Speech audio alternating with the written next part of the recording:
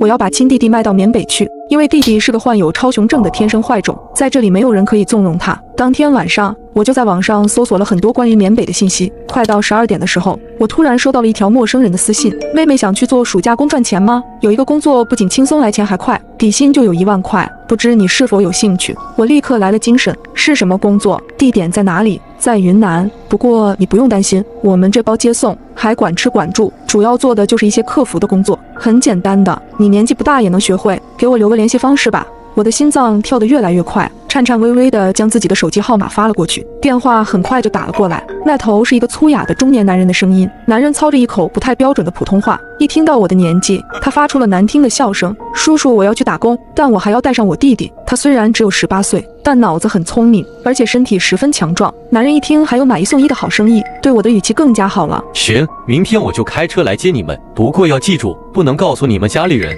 你们放心，叔叔不是骗子，等过完暑假就会把你们好好的送回来。我和男人约定好了时间和地点，但心里却发起了愁，要怎么把弟弟骗过去呢？他警惕性非常的强，平日里更是不会轻易信我的话。第2天，爸爸开车送我和弟弟去医院看望妈妈，路上他反复叮嘱我要照看好弟弟，不要再让弟弟惹事。爸爸似乎把弟弟刺伤妈妈的责任都怪在我头上了，他认为是我没有看好弟弟。我一声不吭，因为我知道就算我做再多辩驳也没有用，这就是我的原生家庭，发烂发臭到骨子里。送下我们2人后，爸爸立刻返回了自己公司。妈妈的情况已经好转了不少，可她还不适应用一只眼睛看东西，脾气变得非常的暴躁。小象，给我削个苹果。我应了一声，拿起苹果时却不小心弄掉在了地上，不料妈妈竟破口大骂起来：废物，拿苹果都拿不稳，生你有什么用？妈妈似乎把一切坏情绪都发泄到了我身上，而弟弟不知道跑到哪里去了。我心里愈发急躁起来，我必须要在5点前把弟弟骗到车站。就在这个时候，我突然听到了楼下传来了弟弟的哀嚎声。我和妈妈赶紧来到楼下，一个身材强壮的男人红着眼睛，正死死地抓着弟弟的衣领，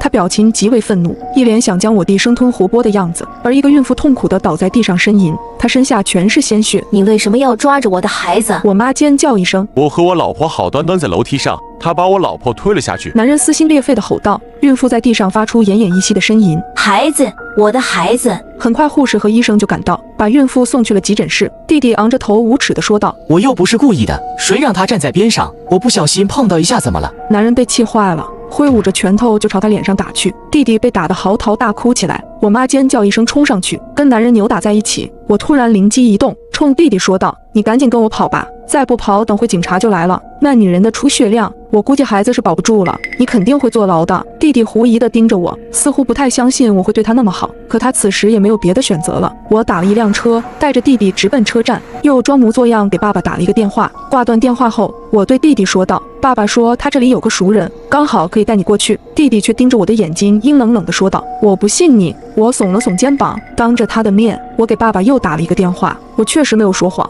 爸爸确实有一个熟人在附近。我开了免提：小杰，你怎么这么不听话？快去你李叔叔那里躲躲。听到爸爸的声音之后，弟弟才逐渐放松了警惕。我左右张望了一下，看见一个身材矮小的男人正站在原地四处张望。我一眼就认出了这个男人正是和我联系的那个男人，他旁边停着一辆黑色的面包车。我压低声音对我弟说道：看清楚前面没？那就是爸爸的朋友，你过去吧，快点。妈刚刚发信息跟我说，警察已经在调监控了。弟弟这才慌张地跑过去，眼看着弟弟离男人越来越近，我也给男人打了一个电话：叔叔，我弟已经到了，就那个穿着棕衣服长得高高的，你先送他过去吧。我妈住院了，我走不开，我就先不去了。我看着弟弟被男人带上了面包车，我的心里说不出是什么滋味。我慢悠悠地回到了医院，我妈已经鼻青脸肿地躺在病床上，一见到我，她立刻焦急地问道：你弟弟呢？